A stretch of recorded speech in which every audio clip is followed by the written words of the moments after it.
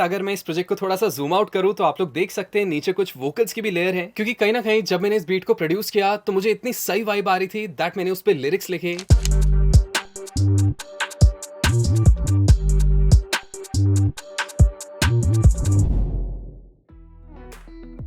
Hey guys, हम वासुदेव और आप देख रहे हैं मिक्स विद वासुदेव। तो आई एम प्रीटी श्योर आप में से बहुत सारे लोगों ने अपनी लाइफ में कभी ना कभी लूप्स यूज किए होंगे, और आप लोग ये भी जानते होंगे कि लूप्स के कितने लिमिटेशंस हैं। आप एक लूप को ज्यादा मैनिपुलेट भी नहीं कर सकते हो, ना उसका ज्यादा पैटर्न चेंज कर सकते हो, थोड़ा बहुत ट्यूनिंग के साथ खेल सकते हो, थोड़ा बहुत ट्रांसपोज कर सकते हो। लेकिन आज की वीडियो में मैं एक ऐसे प्लगइन की बात करने वाला हूँ जिसकी मदद से आप अपने लूप्स को काफी हद तक चेंज कर सकते हो। एंड नॉट ओनली अपने लूप्स को चेंज करना, बल्कि आप उससे कुछ नया भी क्रिएट कर सकते हो। तो सबसे पहले इस ड्रिल बीट को सुन के देखिए, जिसको मैंने रैंडमली बनाया था इस यूट्यूब वीडियो के लिए।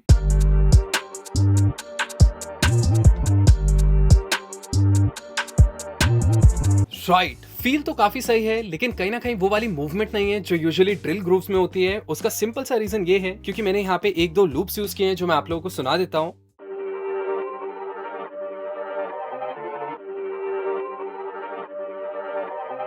और एक लूप ये वाला है।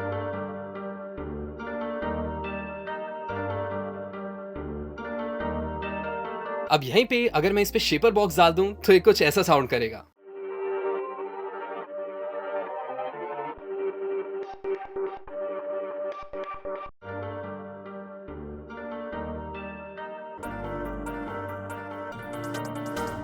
और अगर इनको हम एक एक करके बीट के साथ सुन के देखें तो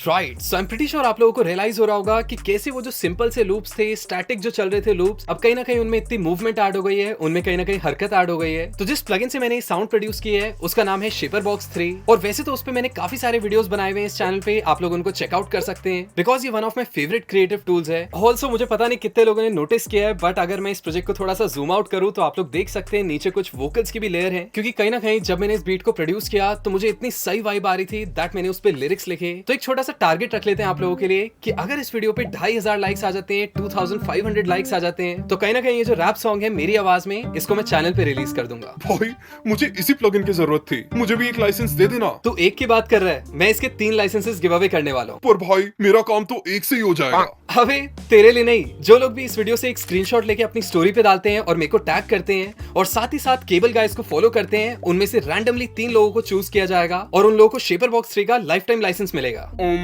इससे अच्छा तो मैं खरीद ही लूंगा। चलो, इससे तो छुटकारा मिला, लेकिन आप में से जितने लोग स्टोरी डालते हैं आपके चांसेस बढ़ जाएंगे जीतने के। और सिर्फ इतना ही नहीं, जो भी पहली 20 स्टोरीज होती हैं उनको मैं रीशेयर भी करूंगा। तो अब अगर वापस प्रोजेक्ट पे आए तो यहाँ पे मैं आपको एक इंटरेस्टिंग एप्लीकेशन दिखाना चाहता हूँ, बिकॉज केबल गाइस ने एक बहुत ही खतरनाक मॉड्यूल इंट्रोड्यूस किया है जो कि है रिवर्ब शेपर। तो उसको हम कहाँ पे अप्लाई करेंगे, यहाँ पे मैंने एक स्नेयर बस बनाई हुई है, बेसिकली परकशन बस है ये। तो इसको अगर मैं सोलो करके आप लोगों को सुनाऊं तो आपको फील होगा कि जो भी हमारी बीट में वो जो परकशन चल रहे थे वो सारे कहीं ना कहीं यहीं पे ग्रुप हो रखे हैं।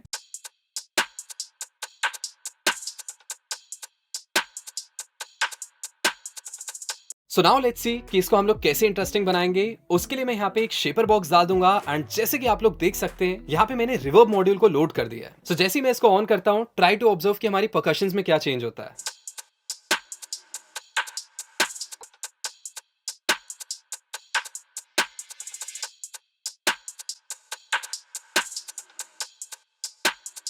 Right, so I am pretty sure आप लोगों को फील हो रहा होगा कि नॉट ओनली रिवर्ब ऐड हुआ बल्कि रिवर्ब के साथ भी कुछ कुछ मूवमेंट हो रही थी। बिकॉज आई एम श्योर जब भी आप लोग प्रोफेशनल गाने सुनते होंगे तो आपको फील होता होगा कि उनका जो भी स्नेयर है, उनके जो भी परकशंस हैं, वो कहीं ना कहीं इतने वाइड साउंड करते हैं और ऐसा नहीं लगता है कि सब चीजें सेंटर से आ रही है। वेरस अगर मैं आप लोगों को एक बार बीट के साथ डिफरेंस सुनाऊं तो आप लोगों को फील होगा कि शेपर बॉक्स को ऑफ करते ही ऐसा लगता है कि हमारे परकशंस थोड़े से मोनो हो गए, थोड़े से ऑन द फेस हो गए, और जैसे ही मैं इसको ऑन करूंगा आपको फील होगा कि हमारी बीट काफी ज्यादा वाइड साउंड कर रही है। सो एक बार बिना इसके सुन के देखते हैं।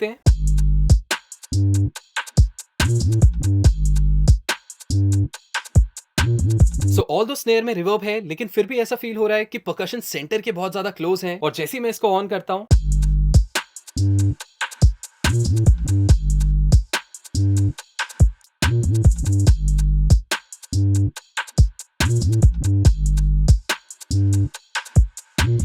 तो आई एम श्योर आप लोग सोच रहे होंगे कि ये चीज तो मैं एक सिंपल रिवर्ब प्लगइन से भी कर सकता था, इसके लिए मेरे को शेपर बॉक्स डालने की क्या जरूरत पड़ी। So let me tell you a few features. मैं आपको कुछ खतरनाक फीचर्स दिखाऊंगा इस प्लगइन के, जो कि इसको अलग बनाते हैं एक टिपिकल रिवर्ब प्लगइन से। तो सबसे पहले जैसे आप यहाँ पे वॉल्यूम पे क्लिक करते हैं, आपके पास एक ऑटोमेशन ग्राफ आ जाता है विच बेसिकली शोज कि आपका रिवर्ब किस तरह से ऑपरेट करेगा। एंड नॉट ओनली आप इस ग्राफ को कस्टमाइज कर सकते हैं खुद से, जैसे कि आप यहाँ पे ट्विक कर सकते हैं इसकी शेप को, आप जो चाहे वो कर सकते हैं इसके साथ। बल्कि कहीं ना कहीं नीचे जो रिदमिक पैटर्न्स हैं आप इनको भी ट्राई आउट कर सकते हैं, कुछ एक डिफरेंट फ्लेवर डालने के लिए, एक अलग सा ग्रूव इंट्रोड्यूस करने के लिए।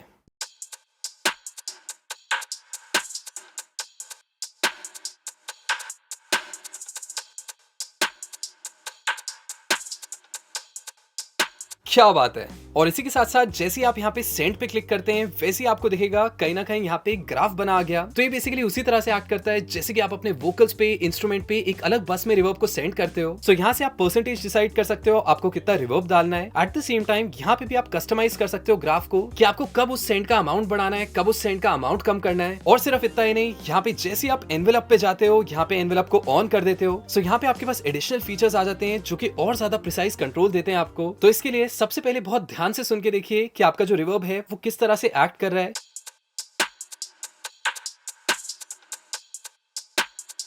तो जैसे कि आप लोग ये वाला ग्राफ देख सकते हैं, ये वाला पोर्शन देख सकते हैं, आपको फील हो रहा होगा कि कहीं ना कहीं लास्ट नोट्स पे रिवर्ब एकदम एक राइजर की तरह आता है। So if you want to control just that, तो आप सिंपली क्या कर सकते हैं, सबसे पहले तो अमाउंट डिसाइड कर सकते हैं आपको एनवेलप का अमाउंट कितना डालना है। एंड थ्रेशोल्ड से आप वो पॉइंट डिसाइड करते हो जिसके ऊपर का एक्चुअली जो रिवर्ब है वो डक होना शुरू हो जाए, जस्ट लाइक अ कंप्रेसर। सो थ्रेशोल्ड को आप लोग देख सकते हैं, मैंने यहाँ कहीं पे सेट किया है विच इज ऑलमोस्ट -6 dB, क्योंकि मैं चाहता था कि ये जो लाउड पीक्स हैं इन पे रिवर्ब स्प्लैश होके ना आए, इन पे कहीं ना कहीं जो रिवर्ब है उसको मैं कंट्रोल कर पाऊं। एंड यहाँ पे जैसे ही मैं थोड़ा सा रिलीज को ट्विक करूंगा, try to observe that tail जो कि यहां पे आती है।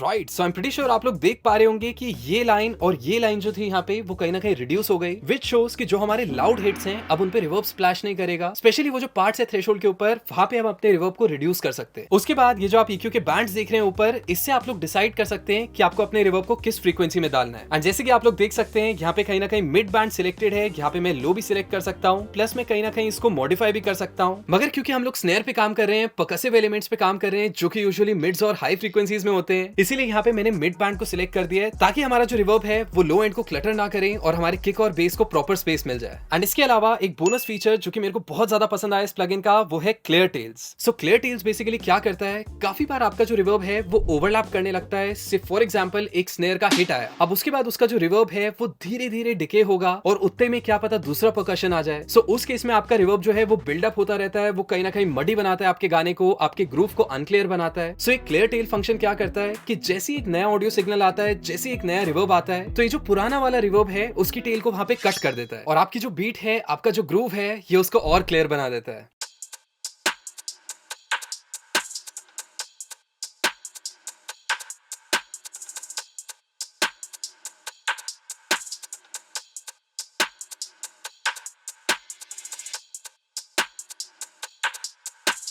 Right, so I am pretty sure आप लोग रियलाइज कर पा रहे होंगे कि वो छोटा सा जो चेंज था उसकी वजह से कितना हमारा ग्रूव क्लीन हो गया है। And let me tell you one thing कि एक अच्छे मिक्स को, एक लेजेंडरी मिक्स, यही छोटी छोटी चीजें बनाती है। और अब अगर मैं आप लोगों को अपनी मेलोडीज की प्रोसेसिंग दिखाऊं, बेसिकली जो भी मैंने लूप्स यूज किए थे, तो हमारा सबसे पहला जो लूप था वो कुछ इस तरह का साउंड कर रहा था।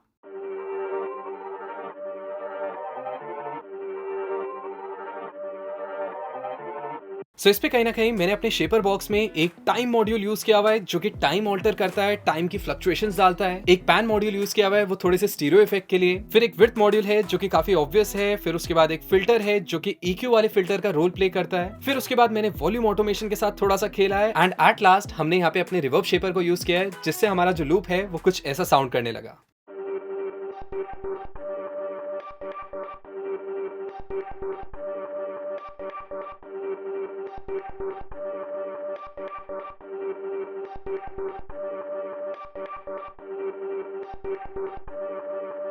उसके बाद ऐसा ही कुछ इफेक्ट मैंने अपने दूसरे लूप में डाला था जो कि पहले कुछ इस तरह का साउंड कर रहा था।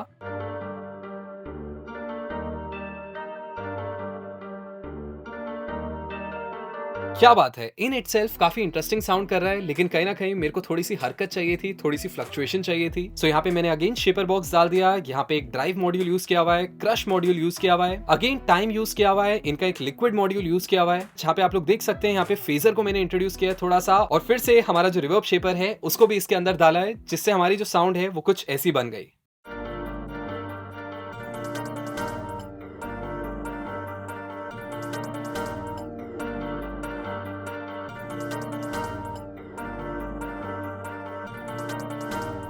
तो इनकेस अगर आप लोग इस प्लगइन की डेप्थ में जाना चाहते हैं तो उस पर ऑलरेडी मैंने एक वीडियो बनाया है, आप उसको चेकआउट कर सकते हैं, उसकी लिंक मैं नीचे डिस्क्रिप्शन में दे दूंगा। भाई मैंने तो इस प्लगइन को खरीद भी लिया, क्या बात है। लेकिन एक सवाल है मेरा। हाँ हाँ पूछ। तू रैप कब से करने लगा?